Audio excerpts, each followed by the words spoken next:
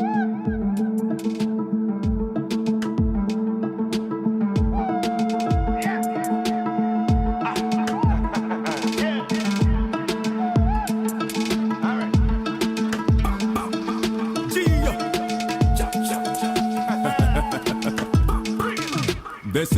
is a pandemic. 2019 was a great year. It was hopeful. It was an amazing, hopeful year. We were about to usher in a new decade. I was heading towards my 40s. I mean, I was really adjusting myself in a business-wise, a professional-wise. I was on tour 2020, north of Italy, all the way to mid-south of Italy. We went like 5 different towns. And little did we know that COVID was really brewing, although I knew about COVID because I was traveling. I'd already gone to Switzerland in January and came back. That was in December 2020. We are in 2021? Yes. 2021, 2020, 2019. December 2019. So, approaching 2020, after Dubai like this, remember, I think 1 week or 2 weeks. Yeah. Corona lockdown. You need an immediate medical attention. Coronavirus is an epidemic. This is a pandemic. The COVID-19 pandemic has presented enormous challenges and a few opportunities for music industries around the world. This audio documentary explores the impacts of the pandemic on the lives and livelihoods of music professionals in Nairobi, Kenya. We spoke at length with 4 music professionals in the city. Amin Virani has been involved in Kenyan music production since the country's youth music boom at the turn of the millennium, and now runs his own audio and video production firm. Janet Otieno is a popular gospel singer who burst on the scene in 2013 after decades of singing in church. Charles Adamson, better known by his stage name Makadem, is a singer and multi-instrumentalist who performs in the Afro-fusion genre. And Timothy Boikwa is a multi-award-winning music producer and founder of Still Alive Records. We conducted our interviews over Zoom during March and April of 2021. It had been about a year since Kenya had seen its first COVID cases. Though a vaccination program was getting underway, the country was experiencing a new wave of infections. A new partial lockdown of Nairobi was instituted while we were still in the midst of carrying out our interviews. There was thus a general sense among our interviewees that Kenya was neither at the beginning of the pandemic nor at its end, and each spoke about it as part of his or her past, present, and future. Each interview lasted over an hour, and so a great deal has necessarily been left on the cutting room floor. In addition to chopping up and reordering the discussions, we also made surgical edits to remove long pauses, redundancies, and lengthy tangents. In a few cases, we even moved around an individual word or phrase for the sake of clarity and flow, but we endeavored not to muddle any intended meanings, and the final product has been approved by all of our interviewees.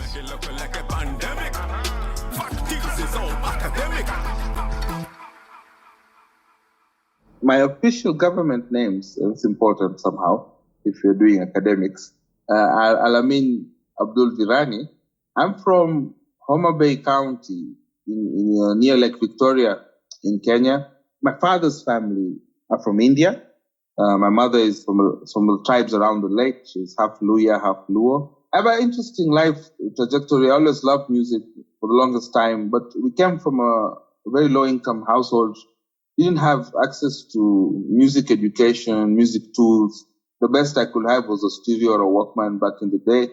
But when I turned, let's say 20 or 21, Kenya had a big, let's call it a renaissance for lack of better words, because of digital recording.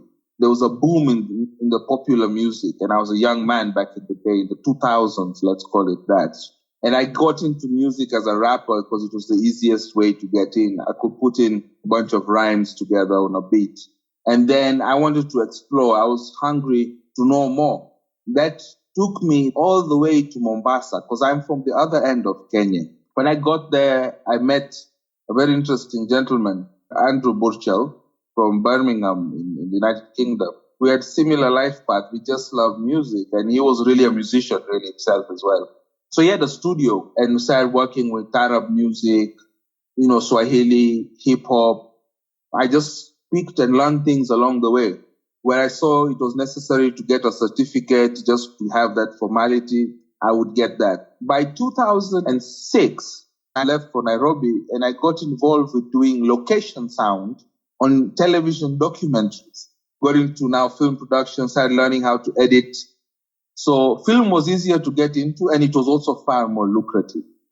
So I was working since 2008 in the video industry, but all my music experience was very helpful because I could work in the music field, so to speak, meaning that I could go and video events, concerts, music, television programs up to Coke Studio. So as much as I was working in the film sector and video sector, I never got too far away from music. My name is Makadem. I'm a Kenyan musician. Basically, I do what in Kenya we call Afro-fusion. Internationally, it falls under world music. But the kind of Afro-fusion I do is heavily bent towards Benga. Benga is some kind of a Luo pop that emerged in the early 50s. It's traditional music that became modern because of when the Luo musicians acquired the guitar. Now, I'm not only bent towards doing music that is heavily Bengarized. I've recently moved so much towards Nyatiti. Nyatiti and Orutu are basically the instruments that gave birth to Benga when those kind of rhythms were moved to the modern guitar. At the moment, I prefer being seen as a Nyatiti musician because I'm concentrating so much in composing and writing and singing music, though contemporary, not really traditional Luo Nyatiti music. Nyatiti is described here as a Luo lyre, lyre being L-Y-R-E. Some people think it's a harp, but it's a Luo lyre. It's an 8-stringed lyre that is originally basically used by the Luo of Western Kenya. As a musician, Makadem, I sing mostly about what's around me, love. I talk about social issues, things that affect day-to-day life of any other African living in Africa. I've relied on music ever since I started it, although when I started back in the mid-90s, I was a performer at the beach hotels in Mombasa, where I was playing cover. But when I went professional in 2005, I just began doing my own thing and never ever again worked in the hotel.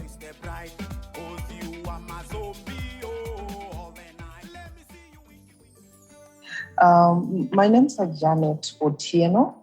I was born and raised in Kenya. I'm married.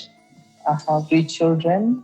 And above all, I'm born again. I'm a gospel musician. I started singing towards the end of 2013. Until then, I've been doing gospel music.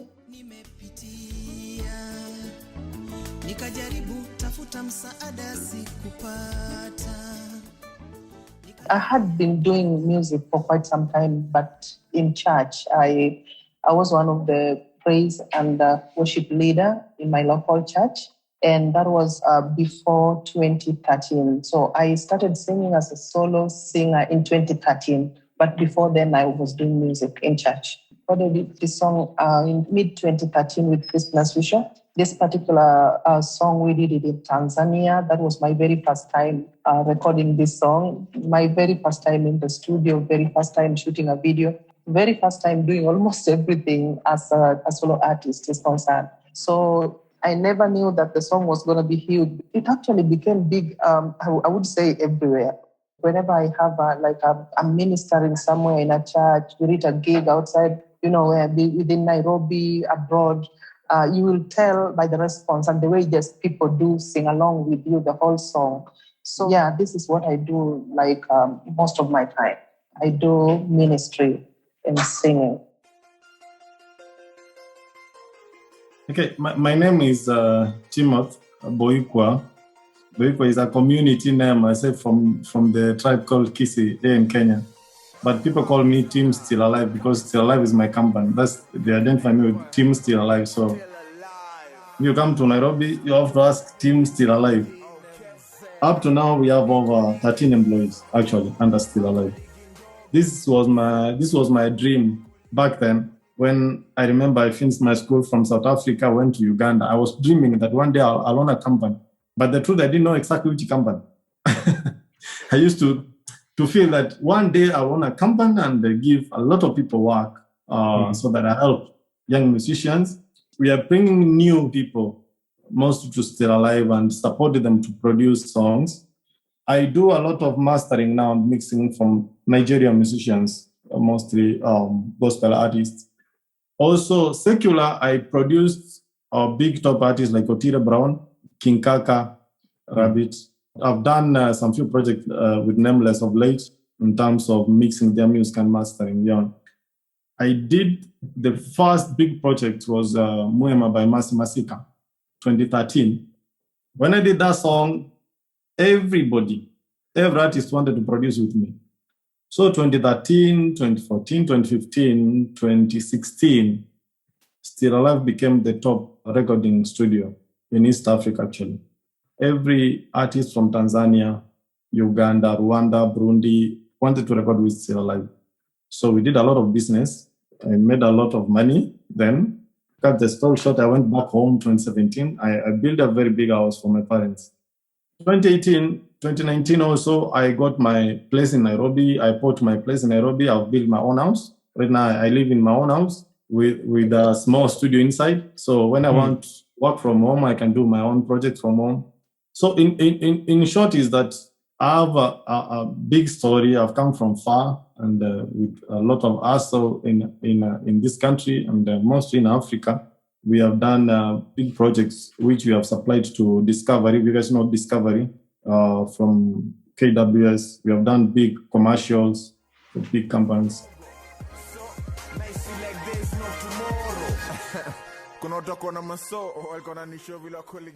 Chapter 1: Fear and Hustle.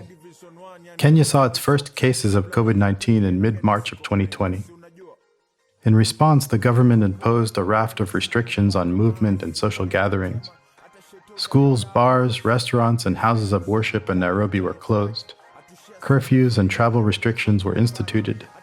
So we asked our interviewees what they were up to in the weeks and months before the pandemic reached Kenya, and how their lives and careers changed once it did. So I was just transiting from music production and do more commercials and advertisements. Which I remember 2019, I did over 36 adverts in Kenya. And they were paying well, you know. So I started thinking, I don't need to do music anymore. So 2019, I think the most songs I did 4 songs, the whole of 2019. But of course, my guys were working and producing. Approaching 2020, Corona lockdown, and everything changed from there. All the plans were abandoned, you know, because I remember we were scared, not like now. Like now we know how to manage this Corona thing or survive. But then we were scared because there were a lot of advertisement on TV and radio. So we were scared, everybody in the house. You don't want to come out. You don't want even to see your friend. People could not travel from town to town. So lockdown in the city. So even the music are done already. The only thing I could do is to send to a client. So the plan B we had is that everybody should work from home. I'm going to produce in studio myself. People could send me voices on WhatsApp. So I do the soundtrack. If the artist is from Eldoret, I could send that soundtrack to Eldoret. They record there in Eldoret, send it back to Nairobi. I do the mix and I send it back like that. Last year, we managed to do over 50 songs, plus almost 18 videos, and we did some few adverts. So at least it allowed us, like myself as a director, to pay my guys. Of course, I couldn't pay them full salary, at least to survive and try to move forward. Around June, we were lucky again. We got a phone call from Boomplay. You know, Boomplay Africa is a Chinese company, and they gave us an offer to produce 3 albums. And I knew that was a breakthrough because 3 albums could keep us going for almost 6 to 7 months. And in those albums, we were charging them $2 million per album. That is $20,000 per album, which we were lucky they paid. We did a amazing project for Masika. There's a guy called Ali Mukwana. He's a artist, and Tanzania, Ches Kawanori from Tanzania. But you know, the challenges was now, how are we going to produce this artist from Tanzania because she couldn't come to Nairobi? So I had to do all the project on Zoom, working with music producers from Tanzania. I gave them the contract, but I was directing them on Zoom. Every day we used to work on Zoom, do this, change the soundtrack, do this, ABCD, until we finished the album, less than, I think, 3 weeks. So I remember being on Zoom from almost 36 hours non-stop. For sure, since January this year, we started paying our workers full salary, because the truth is we realized towards the end of last year, we were getting more revenues than before. Yeah, when they moved to online more, so we made more revenues. And actually, we adding more people to do more projects or other things in the company. And my plan is this year, maybe I'll be working with more than 6 or 7 producers, because we want to get different varieties from still alive genre. Because if also I do everything myself, then my sound will look similar to every song. These young producers are crazy. They do amazing things here. You wonder, so you need to catch up with them. And if you can't catch up with them, then invest on them. It's simple. March rolls in and everything's gone. This uncertainty was crazy. I'm not going to speak about the wider creative sector. I'm not just talking about music, but other performance arts as well. Since we use the same tools and spaces. Boom. The biggest thing to take away at that particular point was the uncertainty. We didn't know what March 2021 would look like. We didn't know how the next month would look like, or 3 months or 6 months. Information flowed very slowly and at its own pace. So it was one of the toughest time. I had to sell everything. I sold about $20,000 worth of equipment, because it was just lying around now, Now, as the months went by, I was no work for 6-7 months. I would sell a couple of amplifiers, mixers, microphones as the months went on to just sustain myself. I had 4 staff. I had to fire all of them. And so 4 people lost their job just around me. I had no job for several months. I sold everything. So anything pertaining to performance, I don't have anymore. I still have my studio here, where I am, but nothing in the performance. All the equipment, the van that was carrying all that equipment, had to sell everything. And me, I'm upper middle class in Nairobi.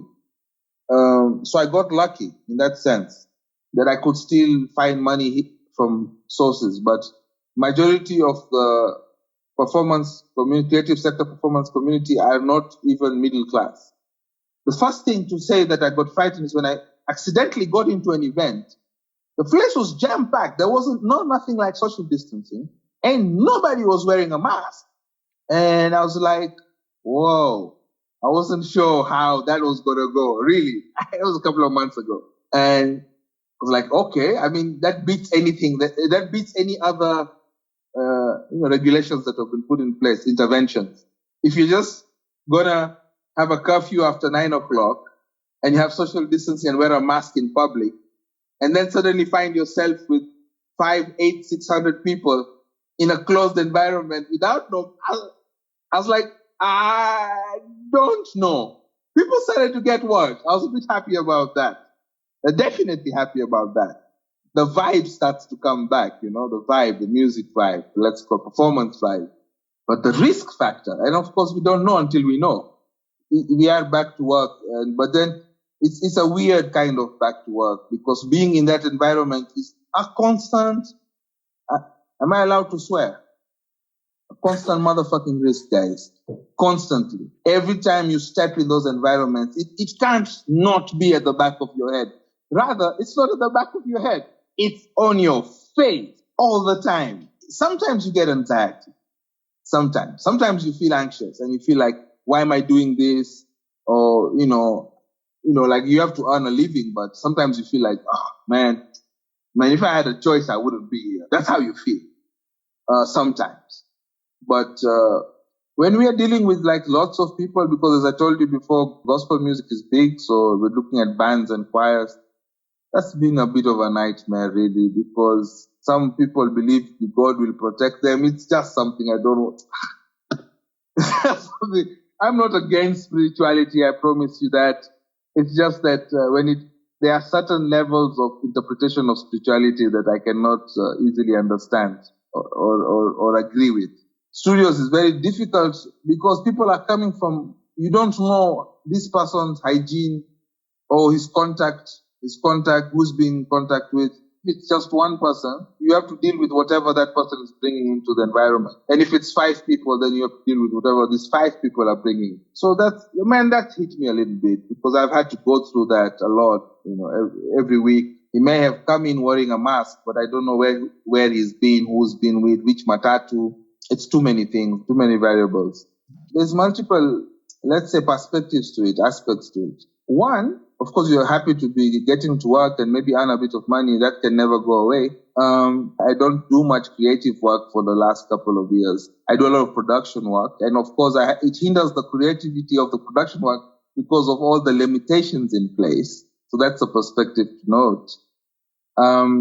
And then on the flip side is that it also inspires a lot of creativity with all this human loss, turmoil. And the best art comes from the hardest places. It's when you are really down and out is when you are really able to express certain emotions.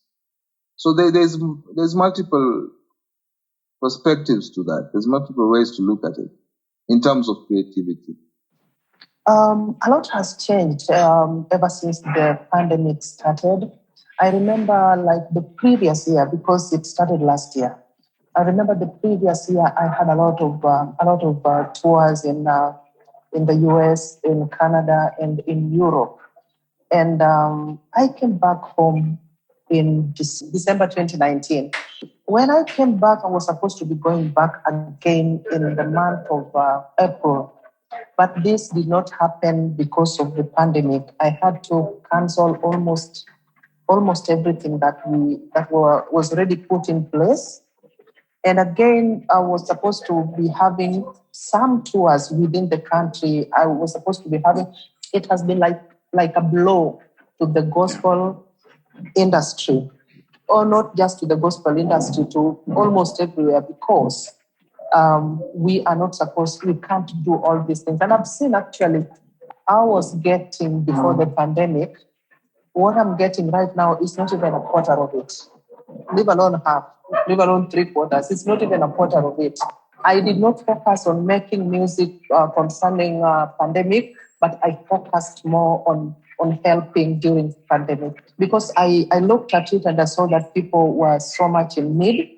So I came up with a program whereby we were visiting people at the hospital, in different hospitals, and we donate food.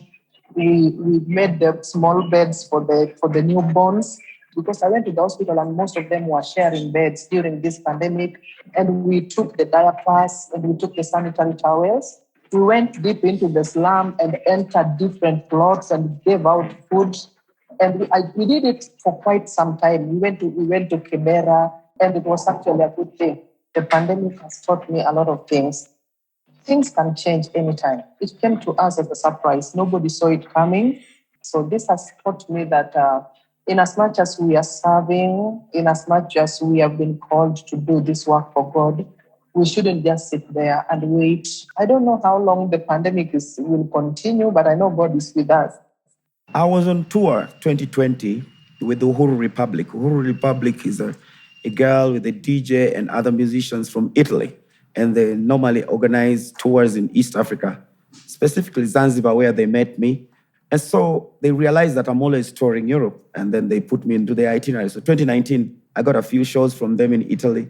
And then 2020, they had some good shows, like for a whole week of tour, north of Italy, all the way to mid-south of Italy. We went like 5 different towns. And little did we know that COVID was really brewing, although I knew about COVID because I was traveling. I'd already gone to Switzerland in January and came back.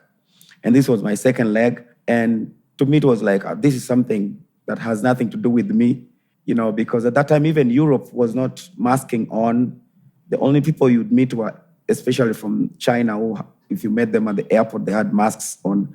The rest of us were just there, staring at them like, we don't know what's going on, but we knew. So now, after the week of touring, then I went back. I was traveling by bus. I preferred going to Denmark in Copenhagen. And I didn't have problems.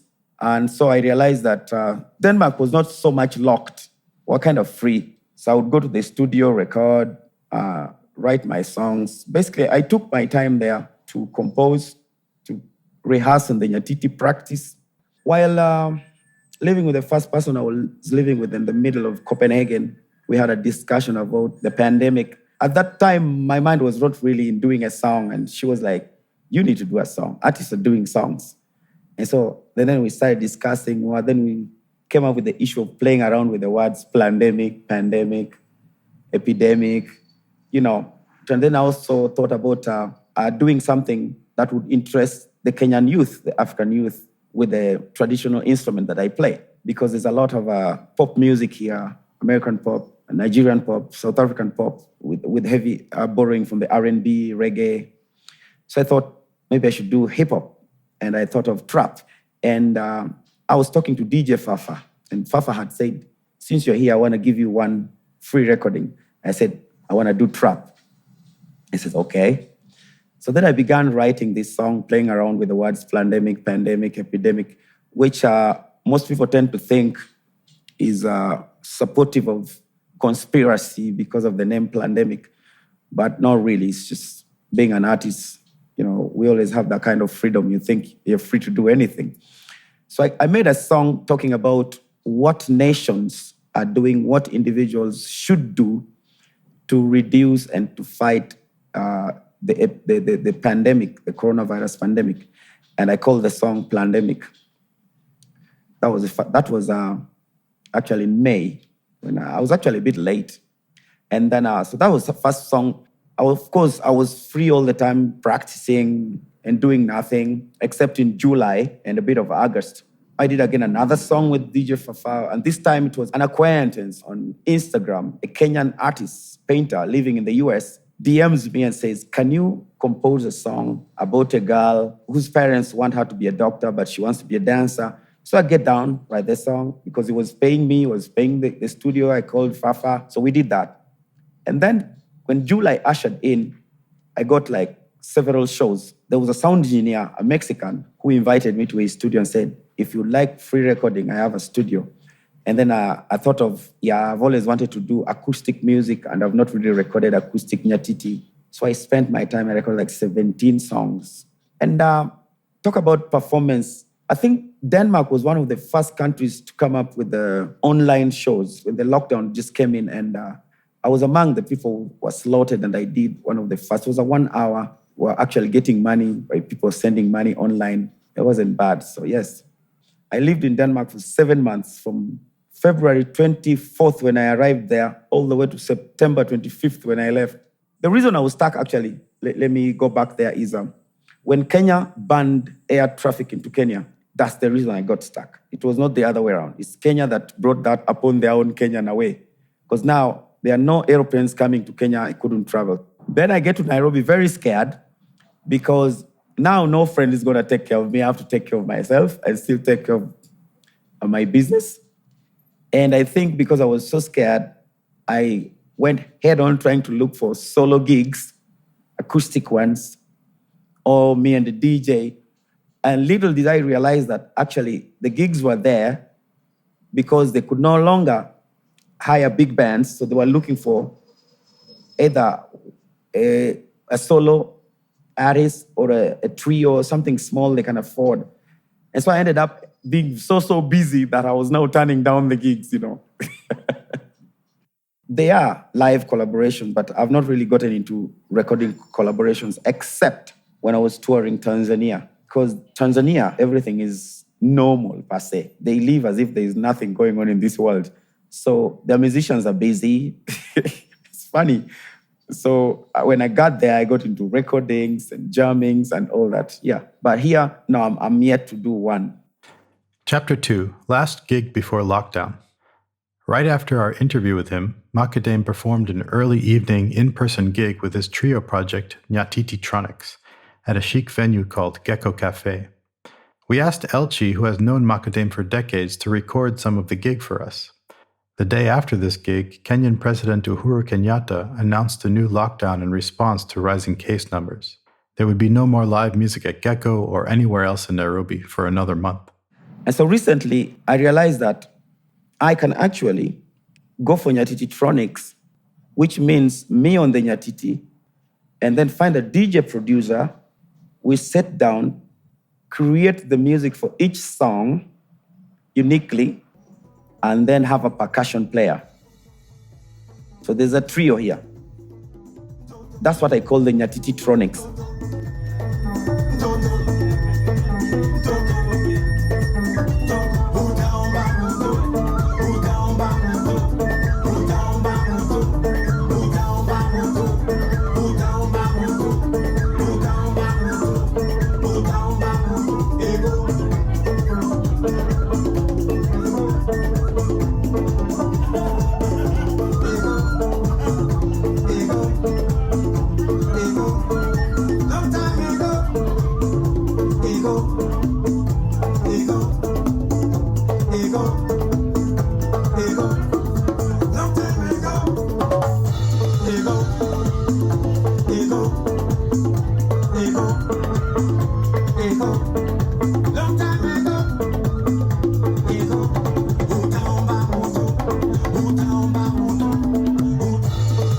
Chapter 3, Taking Stock of the Present and Future. When Kenya implemented its first lockdown in mid-March 2020, formal employment immediately fell by 16%. Informal workers, including gigging musicians, were even more severely impacted. Musicians and producers alike had to think of new ways of keeping their work going during the pandemic. I've been consuming music. It's different because music, when you're consuming music, you're using money, right? And the consumers has to use their money to consume the music. And now, because a lot of guys are not going to work right now, they're not getting paid. People got retrained from their place of work. So the little that you can get, you'd rather channel it. People feel like I can channel it somewhere else where it can help me a bit than just going to consume music. You know what I mean? So it is quite a challenge. I tell you, it's quite a challenge, and it's a big problem that if it continues like this, I don't know what people will do, but people are going through a very, very hard time. All gone. Musicians just sitting at home. It was sad for the pilots. Pilots were all of a sudden at home, not working, and their life took a hit. They were getting fired left, right, center. But musicians who weren't really earning a lot of money in the first place were now earning no money at all. A lot of the musicians who are not originally from Nairobi had to move back to their original towns, right? Those who like Kisumu, some people moved even with their whole families, kids, wife, what you can call. But you know what? The new musicians, the new upcoming musicians, they have now this knowledge. At least they have internet. They read everything. So some of them, I send them screenshots or links to read and understand about the corporate issues, also about publishing music, who is a composer, who is an author, who is a arranger, who is a publisher. So, and also to get the international standard, what a publisher is making, what a composer is making, then from there we can start negotiations. But let me say this. All the upcoming musicians were produced since, let's say, last year. Up to now, we have over 100 of them. And all of them are registered under Still Alive. And they only retain 30% of their royalties. The truth, they are making some money. The old musicians are making nothing but complaining. I think so. I think there's also, again, layers to this, because from the production side, a lot of production has gone online. And this is a good thing. The internet was already growing in Kenya. So people started to explore how to collaborate online. This was excellent. And it's going to help the industry. That I'm particularly happy about. When it comes to music performances, that's different, because now it's smaller bands, smaller groups performing together, sometimes 2-3 people only, for many reasons. That's created this whole new way of working almost sometimes. Benga is, but in Kenya there's a new Benga. I always call it new Benga, the Ohangla. But they've used the social media targeting the Luos in the diaspora. That's one thing I realized. Because I used to wonder how they've managed to use the social media, yet most other genres are not really using the social media. But Ohangla has used the social media to target the Luos in the US and in Europe. And one of the agents told me they're actually making good money and they perform for an hour. These are people used to performing for 10 hours and making less. And now they're performing for an hour or two in the crazy hours, 5 a.m., 4 a.m. to 6 a.m. in Kenyan time. And then they're making the money. As for the other genres, like the younger guys band to do some kind of Kenyan pop that has a lot of R&B, Nigerian beats in it, Jamaicans. Those ones, they've been hard hit because they're not performing at all. But these are beneficiaries of royalties because their music is playing a lot on radio, on TV. They have commercials. Some of them have endorsements and have even gotten so. I really don't know how the smaller ones are faring, but I know the bigger ones have managed to still survive with their royalties. Yeah. And then it comes to the Afro-fusions, we've been really hard hit because we're used to performing to mainly actually foreigners in Nairobi who don't like to go out right now. Very few will go out, so which means those bands have collapsed largely, either turned into trios or solos like me, or like the one that I told you has traveled all the way to the coast to try and do things there. Yeah, so it has hit, and different genres have survived in different ways. Following an executive order on April 6, 2020, by President Kenyatta, Kenya's Ministry of Sports, Culture and Heritage allocated 100 million Kenyan shillings, which is just under $1 million, to artists, actors, and musicians. According to the ministry, these funds were intended to, quote, educate, innovate, sustain, and improve our output as a sector, unquote. Different music professionals had different experiences with and views of this attempt by the government to improve the situation of musicians in the country. I think the government wanted to support artists, but the Kenyans didn't want artists supported. It's actually amazing that the citizens were like, why are musicians being supported? So you find that the PPMC, the Permanent Presidential Music Commission, had to come up with another style of giving out that money by turning it into some kind of,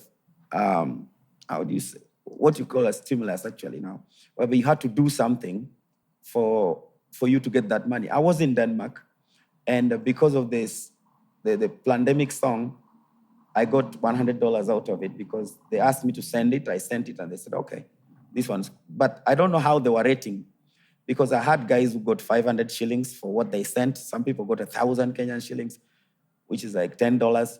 Some people got 20,000 shillings, that's $200. I got 10,000, which is 100 from the video that I did, the song that I composed and did. Yeah, but that was once. And that was somewhere, I think in June, July last year. About today's KEPSA, they have not yet responded yet. About how they're handling anything to do with entertainment, I don't know anymore. There's a time they plan to do it for the visual arts also.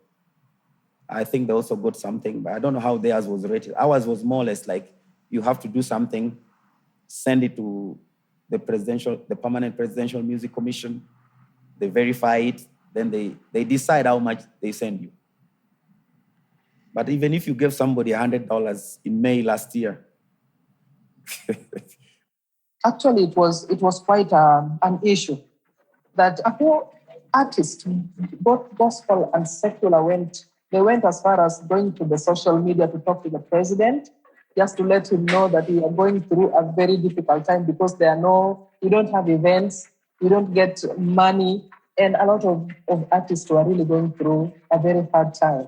And the president actually, one of the days that he was giving a new rules and guidelines concerning pandemic, he said that he's going to give some quite good money to artists that we were supposed to be given.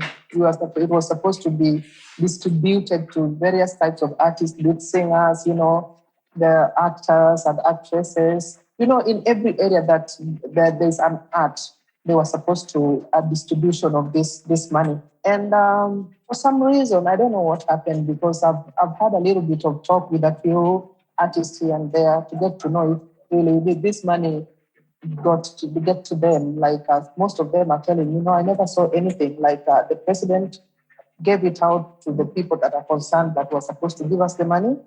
And to some people, the money did. A few people gotten the money, but very, very, very small amount of it.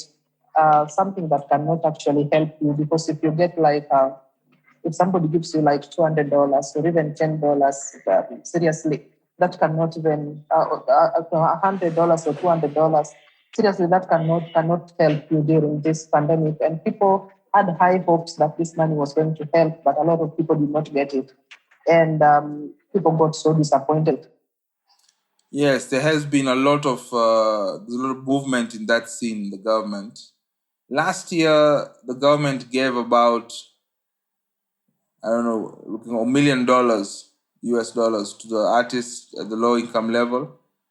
It was mostly just a political move. It was not really well thought out, and it was executed extremely poorly. If you ask me, I was part of the team, and it was a bit tough.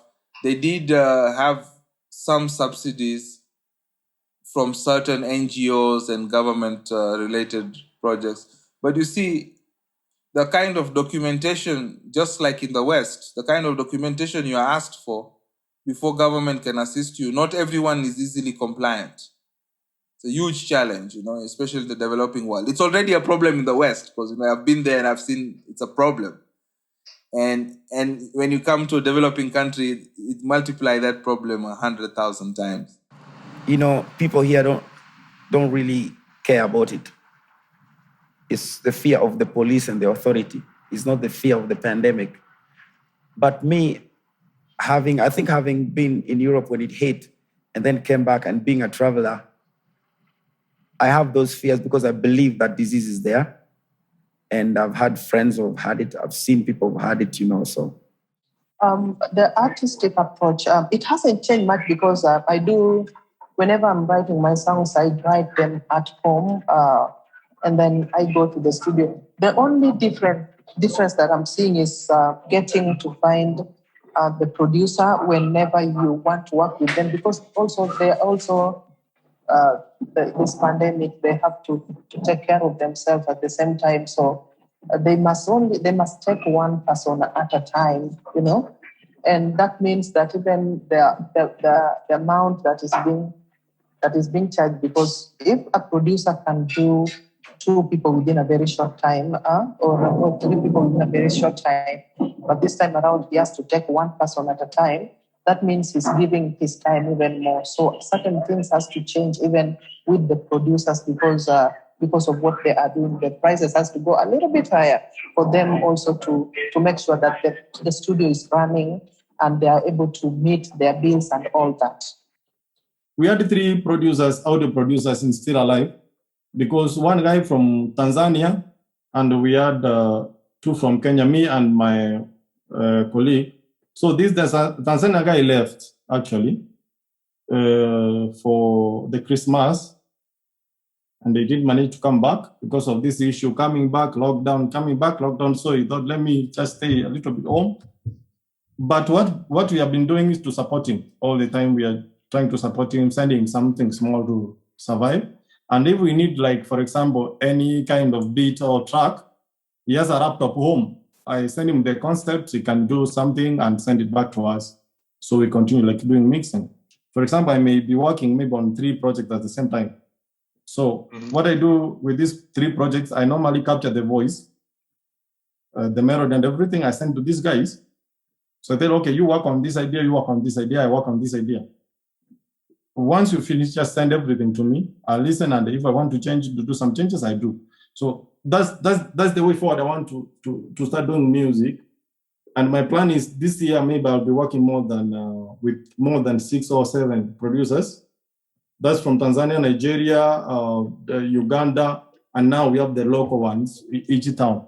And we have not been allowed to go back to church. We went back to church just a little bit, a few months ago, and we were given a number of people that are supposed to be in church. And right now, there's a total lockdown, and we are not supposed even to go to church again. So it has affected us a big deal because we can't have gatherings, we can't do church, and we can't have, just the fellowship, the brethren fellowship that the Bible advises us to have.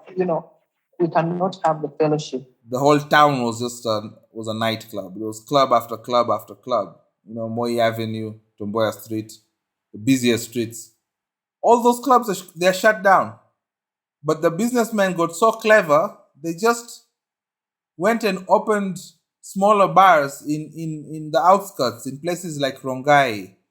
And they've been opening clubs there, paying the police in the suburbs. And now the scene is now out in Kangemi, Gashie, Juja, Rongai, Machakos, Athi River. Now that's where the action is. It came out from town, where the police are ever omnipresent, to neighborhood policemen who are much more relaxed, Well, it's funny because that's almost, that was a dynamic that was happening anyway, right? Because a lot of people were moving to those areas.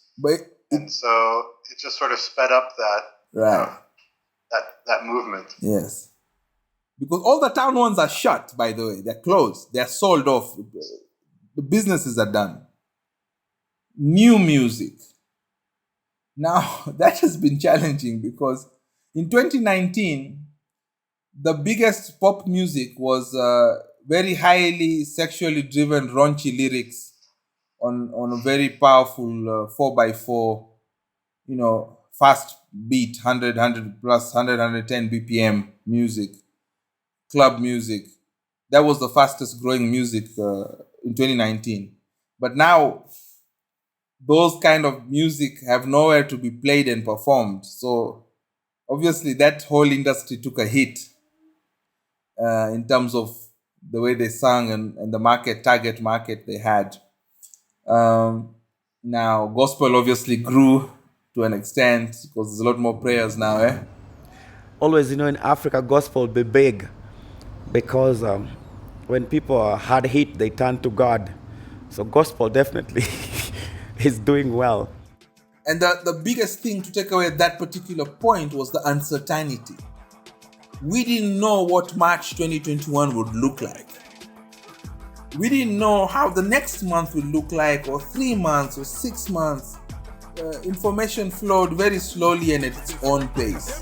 Tell me what they planned it. You want the truth, you go hear it from Wafande. Don't be bad, don't be mad, don't be angry. Lockdown mode, people filling up the pantry. And it's so evident. Let me challenge your intelligence. Never seen no wings on an elephant. Many men turn a blind eye to the evidence and stash up like a pelican. Of course, mask on and mask off. Have to stay strong, be one at all cost. Stand up, taller than tall. Whole world together, one man for all. This is a pandemic. You make it look like a pandemic. The whole world got an epidemic. Fact is, it's all academic. This is a pandemic. You make it look like a pandemic. The whole world got an epidemic. Fact is, it's all academic. Fact is, it's all academic. Just love people, love God, and just walk in light and walk in the guidelines and the rules of God, Just be a good person and just love people and love God. I've learned that, and I think I'm learning to love people even more, like wholeheartedly. I'm learning to love people a lot.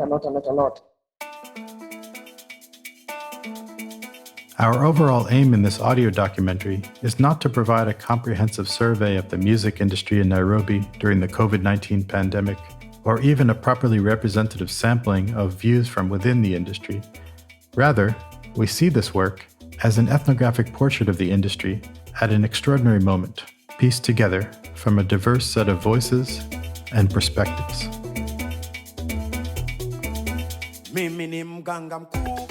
Produced under the auspices of the music program of New York University Abu Dhabi, research and production by Nawal Al-Jaidi, Yese Boure, Makta Delalene, Elin Jin, Zachary Christopher McGarry, and Inid Mola, under the direction of Andrew J. Eisenberg, Assistant Professor of Music at NYU Abu Dhabi, narration by Andrew Eisenberg, editing, mixing, and post-production by Kristen Muller, additional technical support by Yese Boure and Amin Virani, and special thanks to our interlocutors in Nairobi, Timothy Boikwa, Janet Otieno, Makadem, and Amin Virani.